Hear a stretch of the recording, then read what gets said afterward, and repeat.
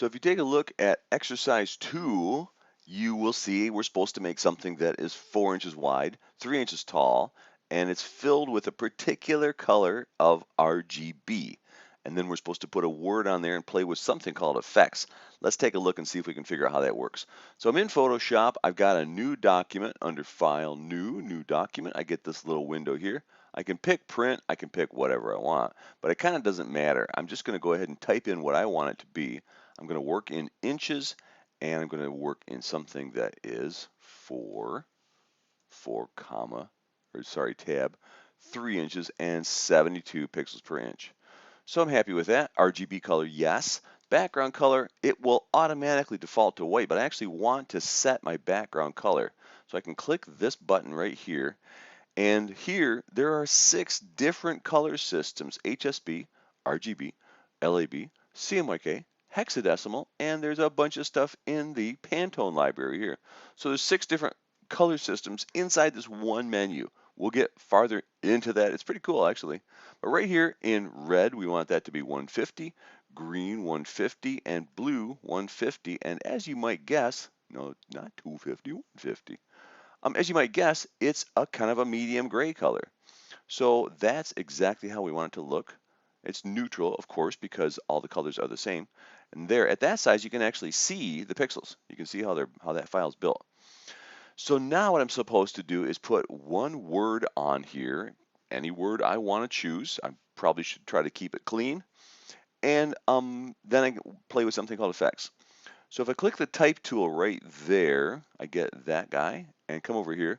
Right away, this bar above at the top of the screen changes to the type information window. It says I'm going to be using something called Trade Gothic, which is a pretty great typeface.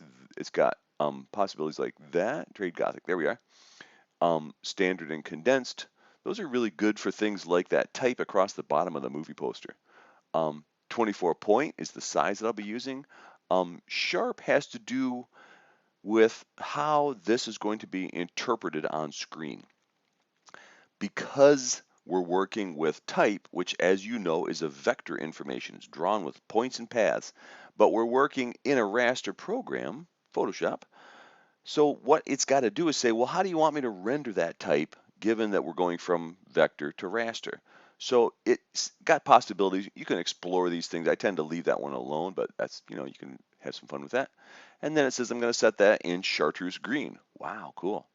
So if I click right here, right now it says it's going to be centered type. So if I click right here and type baloney, it's giving me Trade Gothic. No, it's going to be going to Verdana in that green color. I think I'll change that green color to more like a whitey white, so I get nice contrast off of that.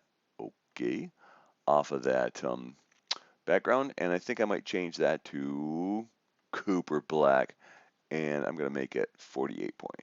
So I can just click here and keep banging around until I'm kind of more or less happy with that. So there's my baloney set in a little pinky color on my gray background. So far, yeah. Notice over here in the layers menu, if you don't find layers, pull it up here, window layers right there. Almost everything you ever wish you knew about Photoshop is underneath that menu. Look at that, all that stuff that's right there. So there's a whole stack of things that you can find there. But that particular one word, what I'm supposed to do is use something called effects. So that lives right here at the bottom of the layers menu, layer style. So I can get in there and put in other things that are kind of cool. Let's see what this looks like with bevel and emboss. Oh, baby, that looks cool. So I've got lots of possibilities here. Outer bevel, chisel, soft, I can change that. All kinds of controls that you got in here for how much or little it adds to it, what direction it goes, how big it is, all kinds of things like that. So I encourage you to get into this menu and just fool around and see what you think is kind of cool. There's a lot of possibilities. If I'd rather not do bevel and emboss and instead do something like drop shadow, I can control how dark or light the menu or the shadow is here, how far away it sits, which effectively kind of suggests distance away from the background, and then how dark or light the shadow is there, and then how squashy it is, how sharp it is, or how squashy. So there's all kinds of controls. I recommend that you play around with that. Once you're happy Save this file as, save as, and this is going to continue to come up. You can save it to your Creative Cloud account. You have a Creative Cloud account. It's going to save it somewhere in California in their server farms. I don't like to do that because I like to know it's on my computer. I've got access to it. I'm going to put it here in my computer. Week 2, exercise 2 PSD, which is what I'm asking you for, is a PSD file, the Photoshop document. That's what that stands for. And then save that there. And I'm going to put 2-2 because I've already got one in there.